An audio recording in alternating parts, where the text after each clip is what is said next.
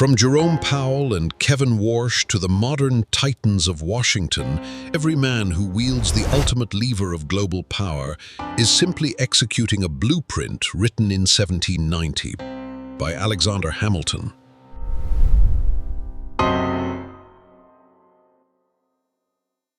In 1790, the United States of America was bankrupt. The Revolution had been won. The British had gone. But the new republic owed more money than it could ever repay, to foreign governments, to domestic creditors, to its own soldiers who hadn't been paid in years. The nation was, financially speaking, already dead. Every serious man in Philadelphia agreed. The debts had to be paid off, cleared, eliminated, the slate wiped clean. That was the only path to credibility, to survival, to a real nation. Every serious man except one. His name was Alexander Hamilton, and his idea was something no one had dared suggest. Don't pay off the debt, transform it, turn the nation's greatest liability into its greatest asset, make the debt permanent, and use it to build an empire. He was 34 years old.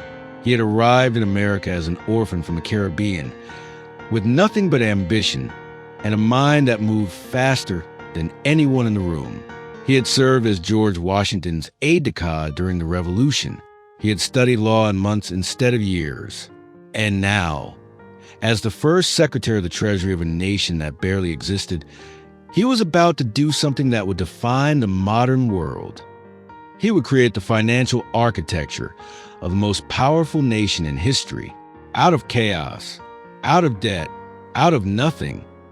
And his enemies would spend the rest of his life trying to destroy him for it. This is the story of the man who understood, before anyone else, that national debt, if properly managed, is not a burden. It is a weapon.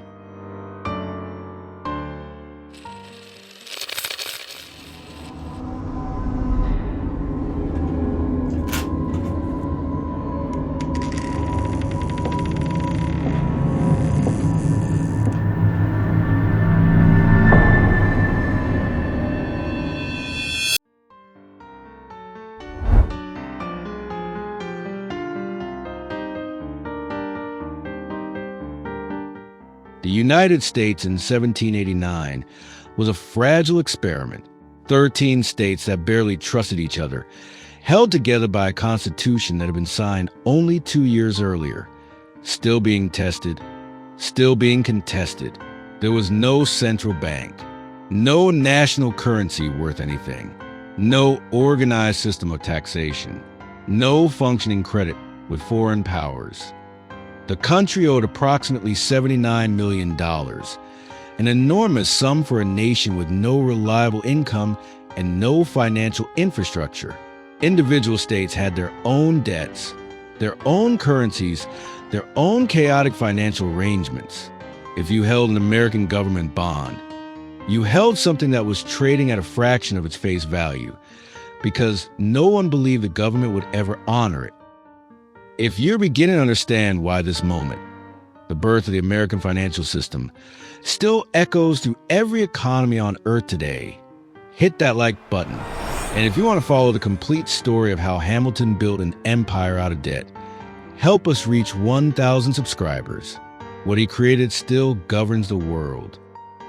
Hamilton was born in 1755 on the island of Nevis in the British West Indies, illegitimate, the son of a Scottish merchant father who abandoned the family, and a mother who passed away when Hamilton was 11. He was, by the standards of his time, nobody, no family name, no inheritance, no connections. What he had was intellect, ferocious, relentless, almost frightening in its intensity. By his early 20s, he was writing political pamphlets that Continental Congress members were reading. By 30, he was Washington's indispensable aide. By 32, he had helped write the Federalist Papers, the greatest intellectual defense of the American Constitution ever produced. Hamilton's system created the model that every modern government eventually copied. Your country's central bank, your government bonds, your national credit rating, all of it traces back in some form to the ideas this orphan from the Caribbean put on paper in 1790. Let's explore how he did it and why it cost him everything.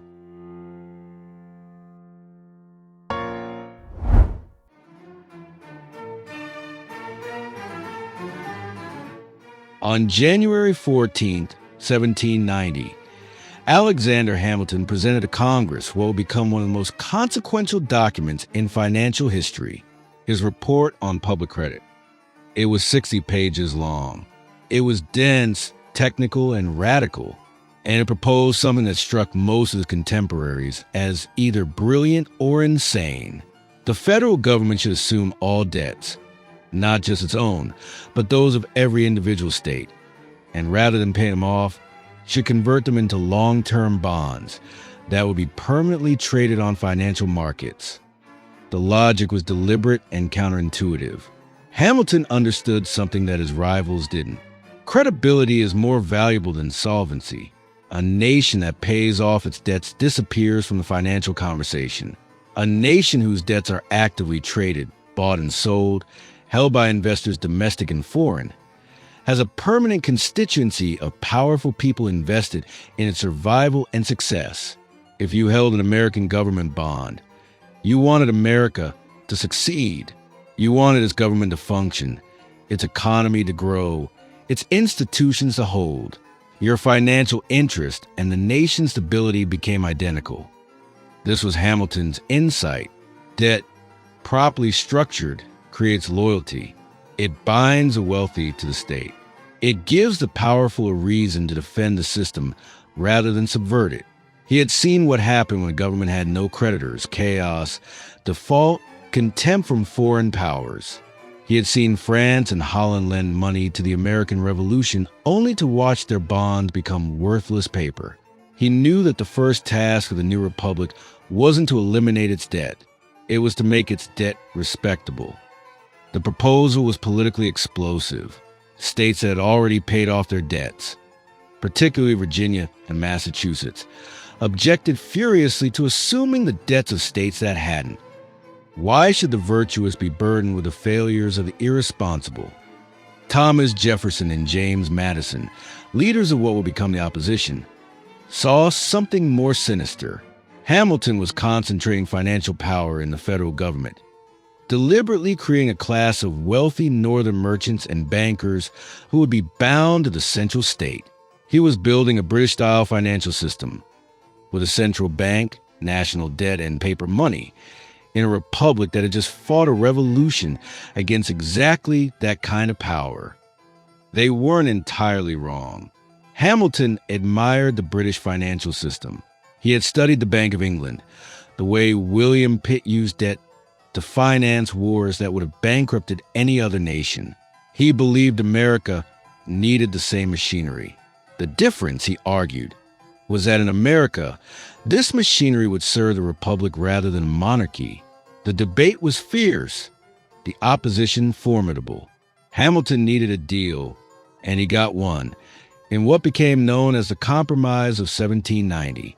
In exchange for the federal government assuming state debts, the capital of the new nation would move from Philadelphia to a new city on the Potomac River.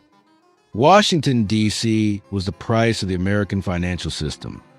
Hamilton had traded geography for the machinery of empire.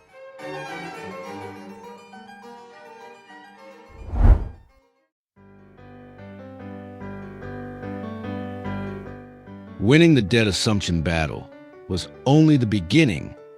In December 1790, Hamilton presented his second great proposal, the creation of a Bank of the United States. A national bank, privately owned but chartered by the federal government, that would issue a stable national currency, hold government deposits, and extend credit to both the state and private enterprise. It was, in essence, America's version of the Bank of England, and the opposition to it was even more intense than to the debt plan. Jefferson and Madison argued the bank was unconstitutional. The Constitution gave Congress specific, enumerated powers. The power to create a bank was not among them. To create one anyway was to claim powers a document never granted. The first step toward a government that could do anything it wished. Hamilton's response was one of the most important legal arguments in American history, the doctrine of implied powers. The Constitution gave Congress the power to do what was necessary and proper to carry out its enumerated functions. Managing the national finances was an enumerated function. A bank was necessary and proper to manage those finances. Therefore, the bank was constitutional. President Washington sided with Hamilton. The Bank of the United States was chartered in February 1791. The effect was immediate and dramatic. The bank issued notes that circulated as stable currency. It provided the government with a reliable source of credit. It organized the chaotic financial landscape of the new republic into something legible, functional, and respectable to foreign eyes. American government bonds, previously trading at 30 cents on the dollar, shot toward par value. Foreign investors in London, Amsterdam, Paris began buying American debt. The republic that had been a financial joke became, within a year, a credible borrower. Hamilton also submitted his report on manufactures in December 1791, a blueprint for transforming America from an agricultural economy into an industrial one. He proposed protective tariffs, government subsidies for new industries, infrastructure investment. He envisioned an America that would manufacture its own goods rather than importing them from Britain. Congress ignored it. The agrarian interests, Jefferson's constituency of Southern planters and small farmers, had no desire to see the country industrialized under Hamilton's direction. But the ideas didn't die. They circulated, debated, refined. 50 years later, Abraham Lincoln would implement much of what Hamilton proposed. The industrial America of the late 19th century, the most powerful economy in the world, was built on a foundation Hamilton had drafted. But in 1791, it was an ideological war zone, and his reach extended far beyond the banks. In 1801, frustrated by the anti-financial propaganda of Jefferson's allies, Hamilton founded a newspaper to weaponize his ideas in the public sphere, the New York Evening Post. Today, that very institution still runs as the New York Post, a permanent testament to Hamilton's understanding that to control the nation's wealth, you must also control the narrative. By 1792, Hamilton had created in 3 years what most nations took generations to build: a functioning national bank, a credible public debt, a stable currency, and a financial system that gave wealthy men a reason to support the federal government. The republic was no longer a theory. It was a business, and Hamilton had made it solvent. But the political cost was mounting. Jefferson and Madison were organizing what would become the Democratic Republican Party, explicitly built to oppose everything Hamilton represented. The battle lines were clear: federal power versus state power, commercial interests versus agrarian ones. Hamilton's vision of industrial empire versus Jefferson's dream of a nation of small farmers. Hamilton had enemies now, powerful, principled, implacable enemies, and one of them was far more dangerous than the rest.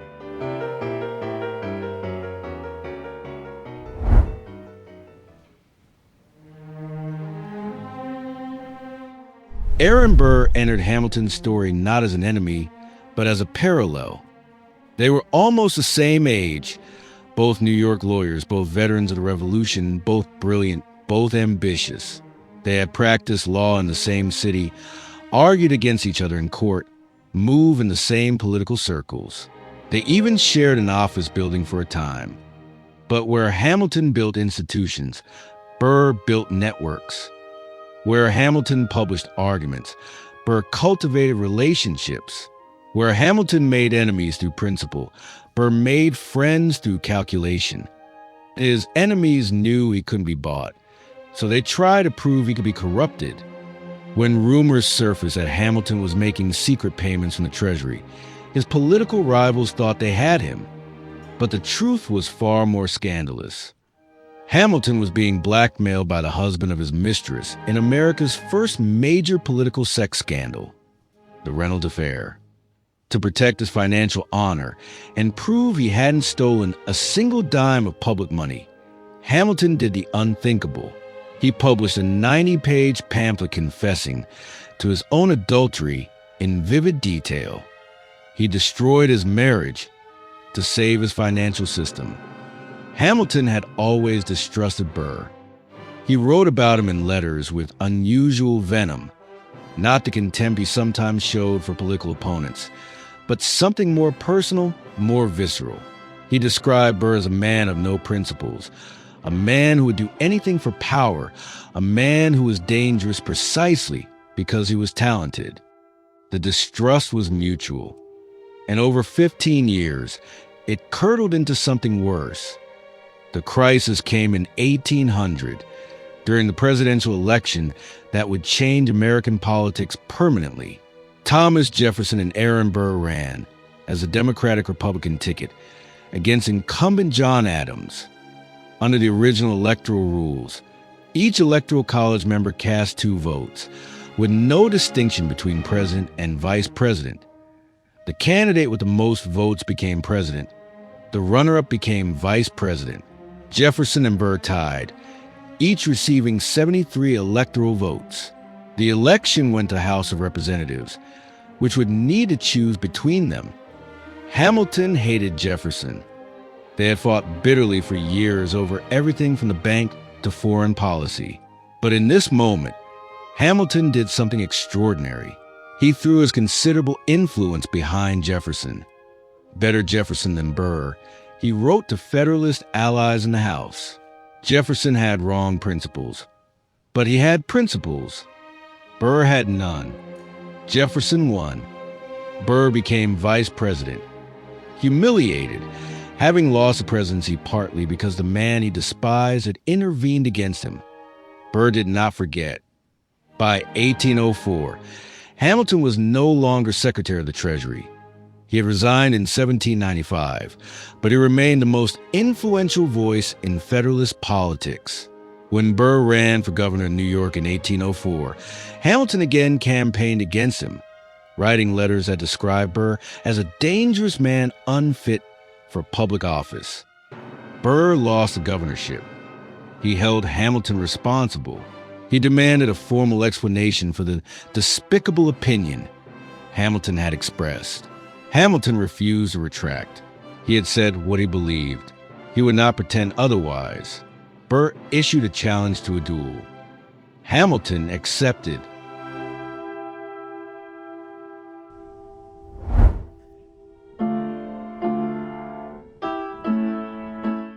The duel was scheduled for the morning of July 11, 1804, at Weehawken, New Jersey, a location chosen because New York had stronger laws against dueling. Hamilton spent the night before writing letters to his wife Eliza, to friends and creditors, letters that read like a man settling his affairs, which is exactly what they were. He wrote that he intended to throw away his shot, to fire into the air or the ground, not at Burr. He opposed dueling as a waste of life. He knew what dueling cost. He also wrote that he could not satisfy Burr's demand, not because he feared the duel, but because to retract what he had said would be to lie. He had called Burr dangerous. He believed Burr was dangerous. To deny it under the threat of violence would be a capitulation, not just to Burr, but to the idea that truth was negotiable.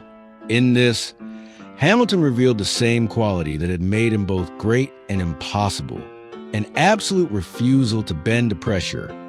The same stubbornness that had pushed through the debt assumption plan against bitter opposition, that had defended the bank against constitutional objections, that had intervened in 2 elections against the most powerful men in America. This same stubbornness brought him to a field in New Jersey at 7 a.m, facing a man who had every reason to kill him. But there was a darker, almost cursed detail to that morning.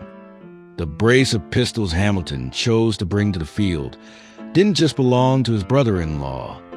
They were the exact same hair-trigger Weehawken pistols his eldest son, Philip, had used 3 years earlier on those very same grounds, where he, too, was shot and killed in a duel over a political dispute. As Hamilton balanced the cold iron in his hand, he felt the ghost of his son. He even warned the onlookers that the hair trigger was dangerously light. He knew the weapon, he knew the stakes, and he knew the cost. The two men faced each other across 10 paces. The accounts differ on exactly what happened. Accounts always differ in such moments. What is known, Burr fired and struck Hamilton in the abdomen. The ball fractured a rib, tore through his liver, and lodged in his spine.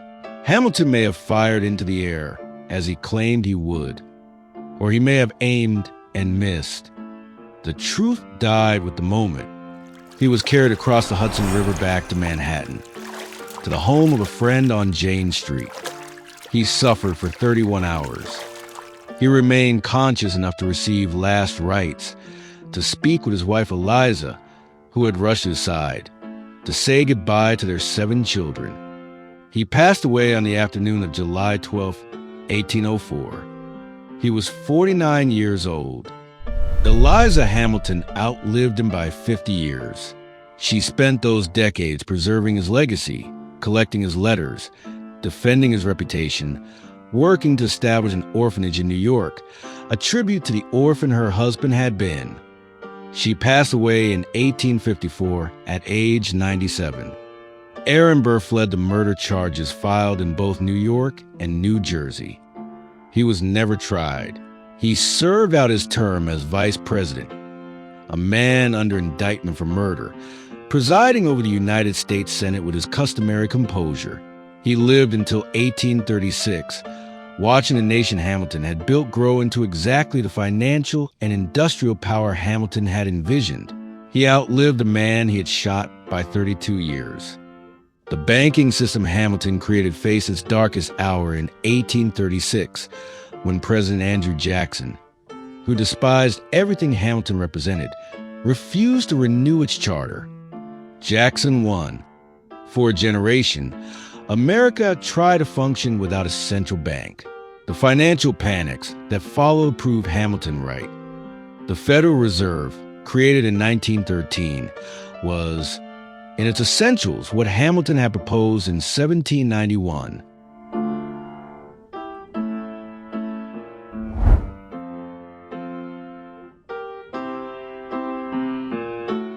Alexander Hamilton left behind no dynasty, no hereditary fortune, no acres of land.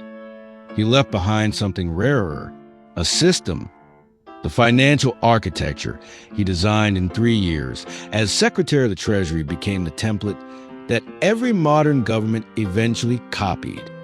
Not always immediately, not always willingly, but copied nonetheless. His great insight that a well-managed national debt is not a liability, but an instrument of power, was considered radical in 1790. Today, it is the operating assumption of every major economy on Earth. What did he actually build?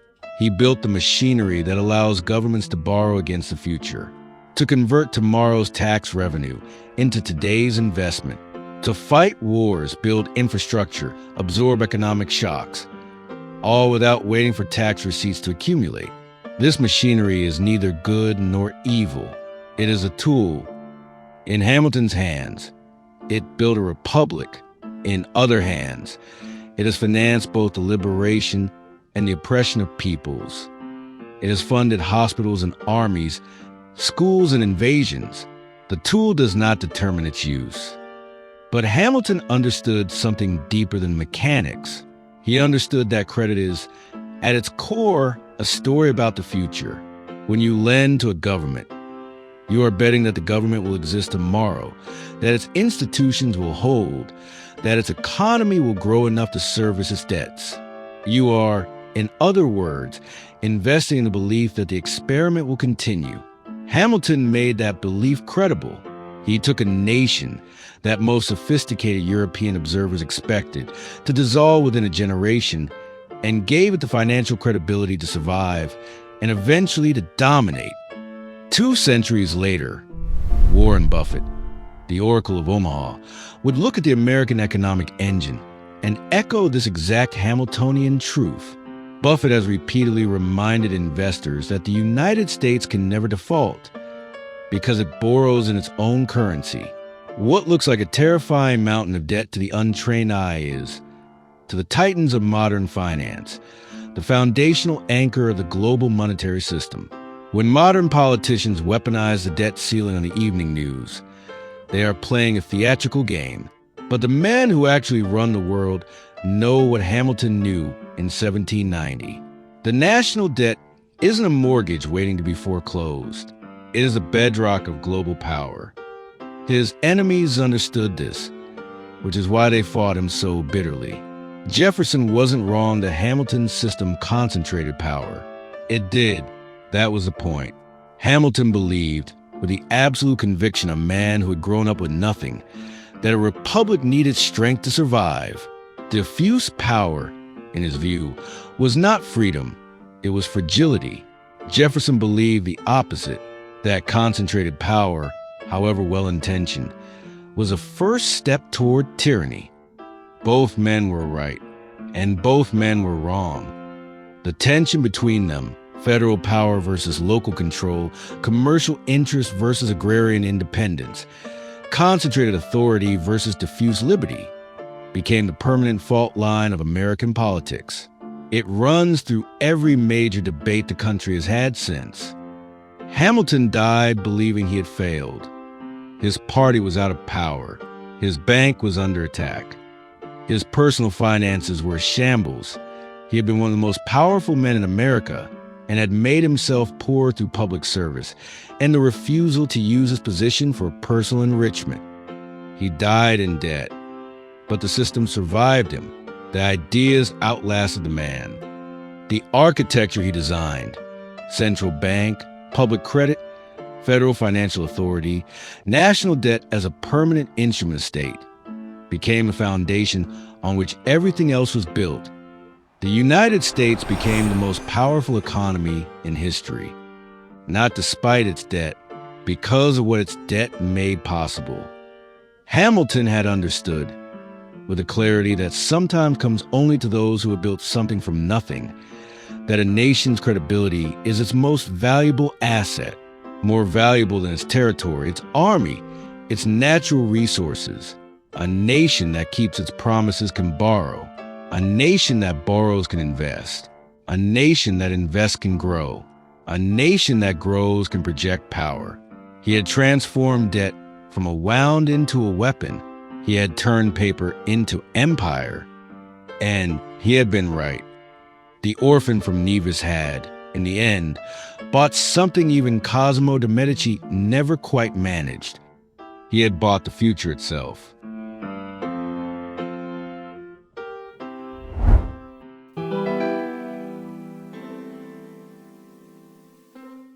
Alexander Hamilton never held the presidency.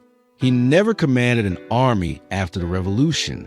He died at 49 in debt, under indictment by proxy in 2 states, shot by a man he had spent years warning the world about.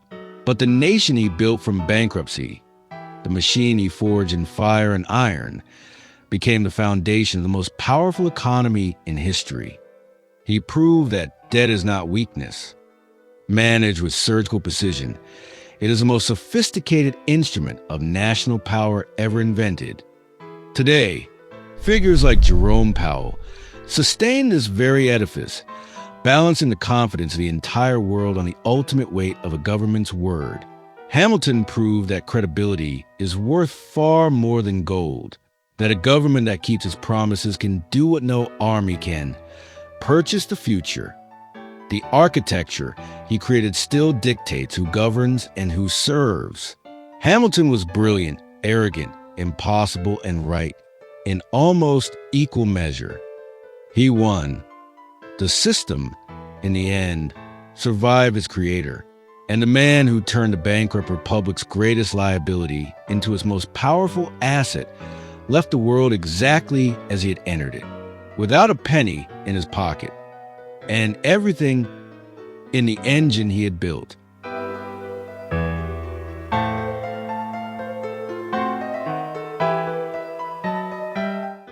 The series continues. In our next chapter, we cross the Atlantic to look into the dark mirror of Hamilton's machine.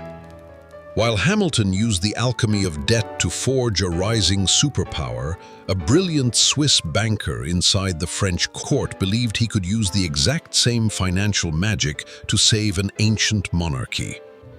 Instead, he inadvertently lit the fuse to the most violent cataclysm in European history. His name was Jacques Necker, and his story proves that when the ledger of an empire fails, the price is never paid in gold, it is paid in fire and revolution. If you value this level of deep historical analysis, subscribe and join us for the next chapter. Comment below. Was Hamilton's centralization a necessary evil, or did it plant the seeds for the federal overreach we see today? The architecture of power awaits. See you in the next chapter.